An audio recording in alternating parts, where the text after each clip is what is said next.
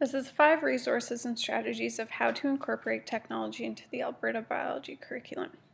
For each of these resources, I've connected them to a curriculum relationship, an applicable learning theory, applicable 21st century learning skills, and I've mentioned how the resource is a meaningful use of technology. All this can be found on the wiki that I've set up for this specific resource. The first resource that I've mentioned is Khan Academy. Khan Academy is a video resource site that's used specifically for educational purposes. They have videos for a wide range of topics. There's greater than 4,000 videos available. This can be used as a supplemental tool to one's own lessons to help students understand a particular topic within the biology curriculum. It could also be used in a station rotation or as a flipped classroom kind of idea. Although I would advise against that, as they're not as personalized as you may like them to be, because they're specifically for the Khan Academy curriculum. The curriculum relationship within biology is vast. There's many different topics that you could use them for, including human biology, introductory genetics, and cellular respiration and photosynthesis. There are many applicable learning theories such as social learning theory, social development theory, and the constructivist theory that could be applied. This resource is meaningful because it can help teachers to customize and pace their students through various concepts. The students will also benefit because they can choose the pacing of that they're learning as well and hope to gain further insight on a particular content, especially if this is being used as a supplemental tool. This also depends on how the teacher is using Khan Academy as well. It also provides a community of learners to talk to and ask questions about particular ideas within the concepts. The students can then improve their ability for finding and getting help when they need it. Extension of being able to design standalone lessons that students can go through, TED-Ed has made an interesting and usable site that could be used within the classroom in a variety of different ways. Even if teachers just use this site as just another video resource site, it would still be valuable in giving another perspective to students on a particular concept. And that's what a flipped classroom or a flipped video would actually look like. Another useful site is Learn Alberta. This website is a collection of resources made and developed by the Alberta government specifically for improving technology skills, and a resource database for teachers. There are lessons related to every single subject area that's taught in the Alberta curriculum for every single grade level. For almost every topic, there are a variety of tools and lessons that can be used for every single subject. Many of these topics include gizmos or interactive learning games and activities or problems in which the students can use to help or explain work through a concept. These topics could include videos, animations, or suggested activities with appropriate worksheets and questioning material.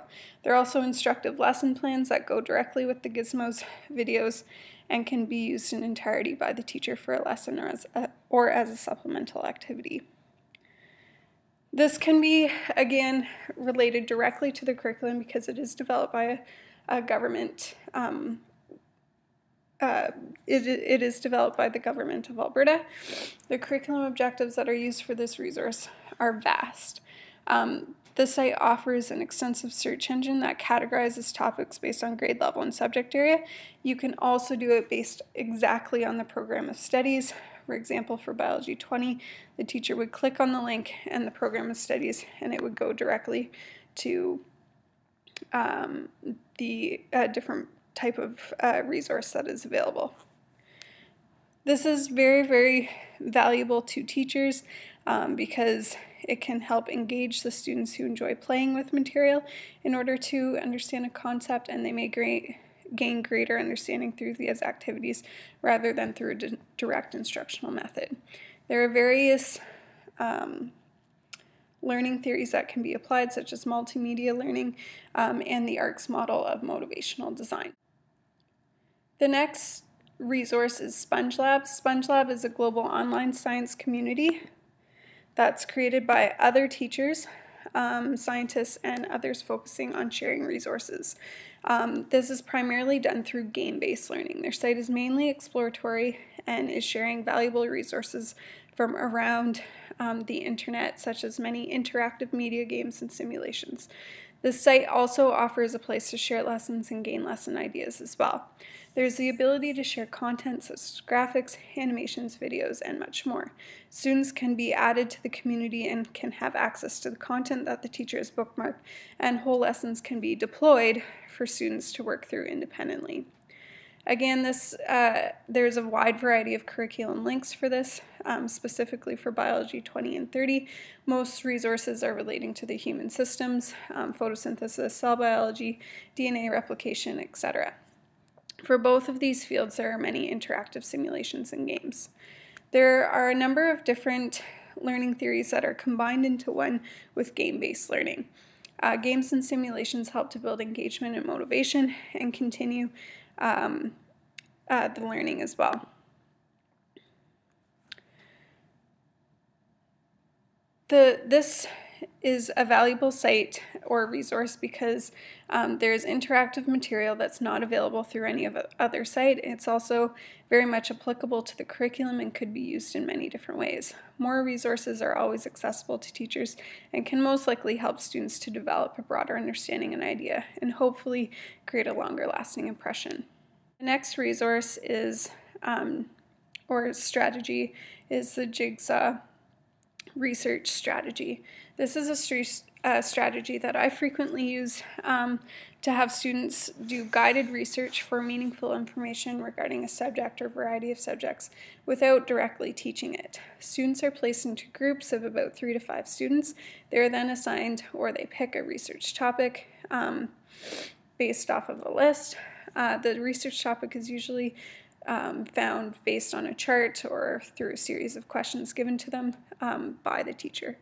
The students are then able to, with the use of computers, search about their subject area. After each group member is finished doing the research, they then verbally share with their group about what they found so that their group can fill out the chart and information. This way, each person is made responsible for the learning and becoming an expert on the topic being researched.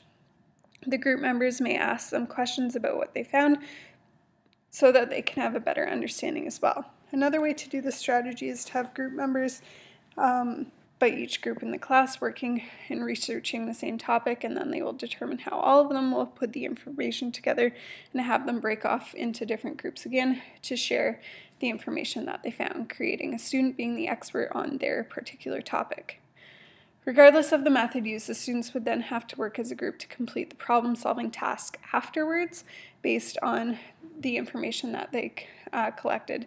This part may require more research as well.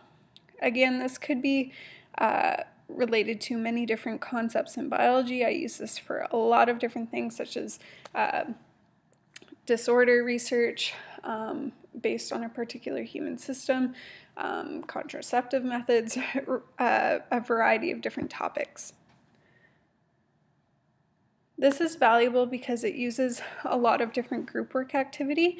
It also can be meaningful for problem-based learning as well. The strategy teaches research skills as well. The students are able to sort through lots of information that's right at their fingertips, and a lot of them don't know necessarily what a good resource is versus a bad resource, and this can help them as well.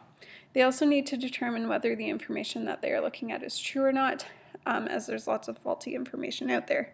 The strategy also develops in independence, as the students are the ones with the information, not specifically the teacher. This enables the students to take ownership over what they are learning because they ultimately will be responsible for it.